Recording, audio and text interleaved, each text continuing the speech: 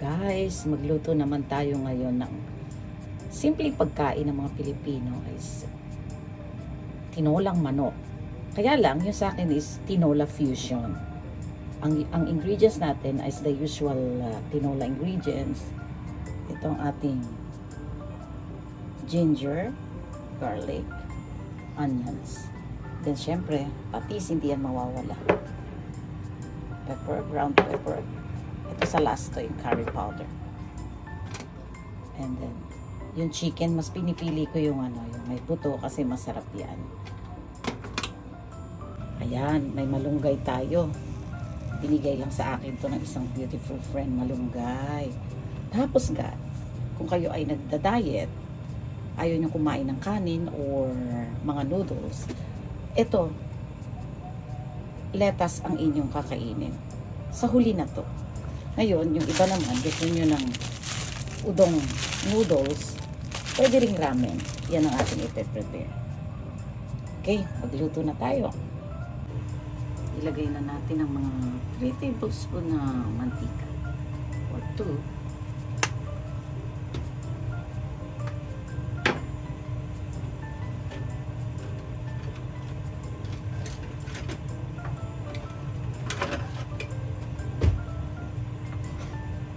Ako nilalagay guys talaga pag ganyan is yung luya.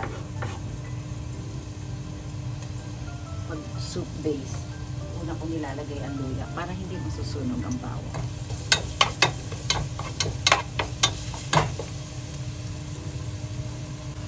Lagay na natin ang ating bawang.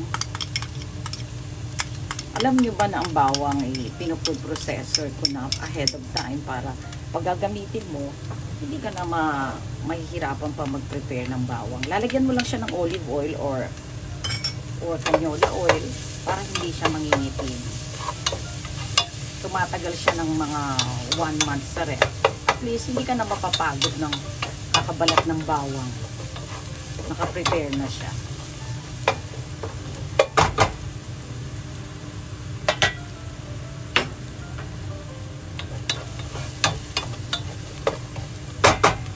Lagay na natin ang ating sibuyas.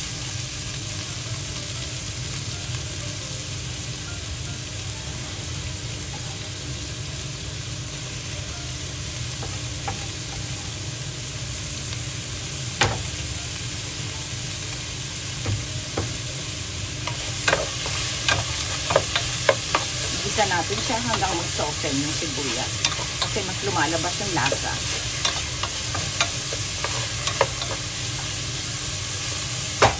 Ngayon, ang lagi kong technique sa paggigisa, nilalagyan ko na kaagad yan ng paminta. Kung gusto nyo ng asin. Pero ako kasi, this time, tinola kasi, itong nagpapalasa sa atin ay siyang patis. So, nilalagyan ko na siya ng patis habang binigisa mo siya. Mas lalabas ang lasa niya at sarap. Tsaga-tsaga lang talaga sa paggigisa, guys. Talagang, pag yan nakita mong malambot, aba, mas masarap yan. Tsaga-tsaga lang. Huwag natin madaliin ang paggigisa. Yan, medyo nagba-brown na siya. Habang nagigisa kayo guys, para hindi masayang yung oras nyo, magpakulo na kayo ng water ahead. Kasabay nito, magpakulo na kayo sa kettle kung may kettle kayo.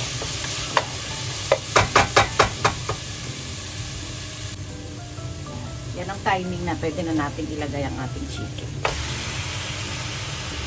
Parang ang dami yata ng chicken. Halutin po natin.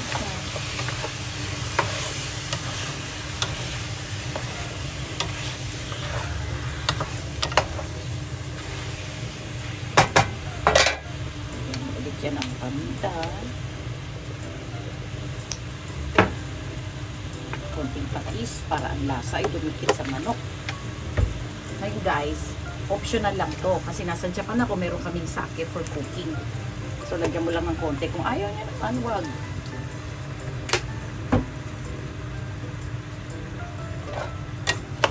Haluin nila.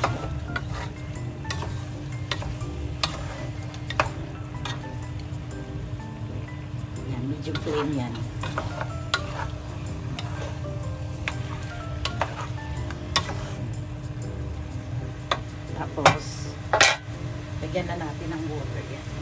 pinakulo ko na siya. Pinakulo ko na siya sa kettle. Para hindi ka na mag-iintay pa na kumulo siya. Kasi kung malamig na tubig, lalagay mo dyan. Ayan. Ngayon, pakukuluin natin siya. Siguro mga 20 minutes guys. Takpan nyo siya. Takpan lang natin. Pakulo natin. 20 minutes. Habang nagpapakulo tayo ng ating manok na ginisa, ito, himay naman natin ang ating malunggay. Napakasustansya nito guys. May mga nabibili na rin dito sa Japan ito online. Ang galing ano. Kahit medyo pricey siguro siya. Bigay lang kasi kaya hindi ko alam. Magkano kaya ito? Ang galing ano. Nakakatuwa talaga.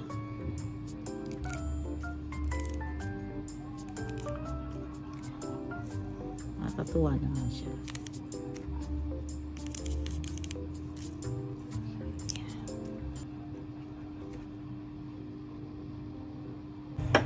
Ayan guys, kumukulo na siya ngayon. Kung tatanggalin nyo ito, yung mga parang mga excess na mga parang bula-bula at manti-mantika para sa ano, sa ating kalusugan. Kung ayaw niyo yan, tanggalin niyo yan. Para maging clear soup siya talaga. Kung ayaw niyo naman, hindi lang. Para healthy lang ba? Tapos takpan ulit natin siya. Pakulin agad natin siya mga 10 minutes pa. Ayan, 10 minutes na siya guys. Tikman natin kung ano. Kung tama lang yung alat niya, please tikman yun. Tikman natin kung tama lang yung alat niya. Saka kayo mag-add naman.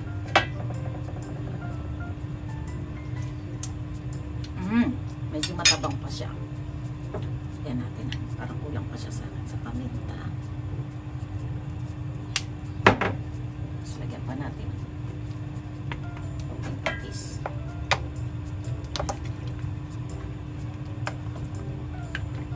Sarap na siya. Napakaganda talaga sa health nito.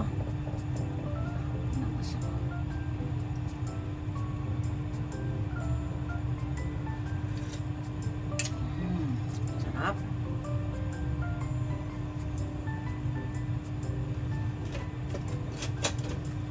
I-test nyo na rin kung ano, kung okay na sa inyo yung lambot niya. Madali kasi lumambot ang chicken guys dito sa Japan na yan. Lambot na siya. Ngayon, yung ating namang lettuce guys, pwede nyo siyang yan. Or pag anuhin nyo siya sa inyong mga gusto ninyong size, pwedeng kamayin nyo rin lang or gamitan nyo ng kutsilyo. Is okay din lang. Yan, mga ganyan siguro. Kung ano yung gusto ninyong size. Okay. Ayan. Tapos ito nga pala, nakalimutan ko sabihin, yung mga berdeng sili. Tinadamihan ko yan kasi wala naman kasi tayong dahon ng sili.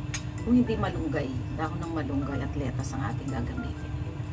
Napakabango niyan guys. Nilalagay mo. Hindi ko nilalagay sa una kasi parang mas maganda kasi yung hindi durog ang ano, ang sili. Mas lumalabas yung aroma niya. Ewan ko lang ha. Ayan, malambot ng ating manok. Ngayon na natin ilalagay ang ating ano, ang ating mga gulay. Guys, ito ang lettuce. Sabay na yan ng malunggay. Pagkalagay niyan, patayin nyo na yung apoy.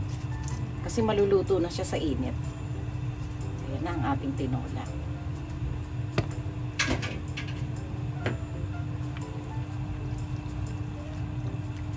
Patayin nyo na yung apoy.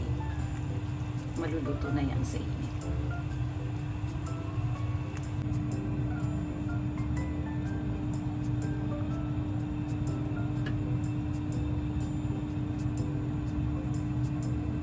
About naman doon sa noodle na ilalagay natin, kung gusto ninyo ng bihon, na-try ko na rin siya before sa bihon, napakasarap din. Sa ramen, masarap din siya. Ngayon, ang available ko kasi itong freeze udong ko. So, mga 3 minutes lang. Anuin mo lang siya sa boiling water. Ganyan. para maghiwa-hiwalay siya. Ayan, pwede na yan. Ayan siya guys. Ilagay niyo siya sa bowl.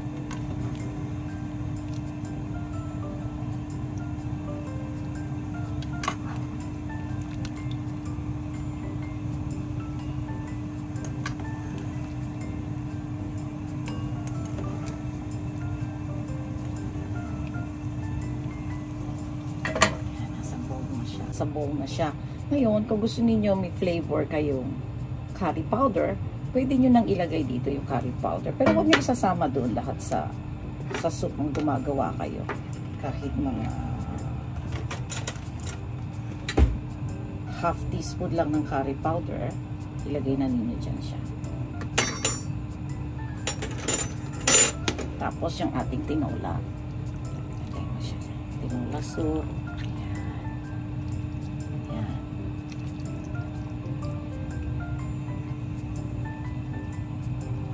Lettuce na siya guys.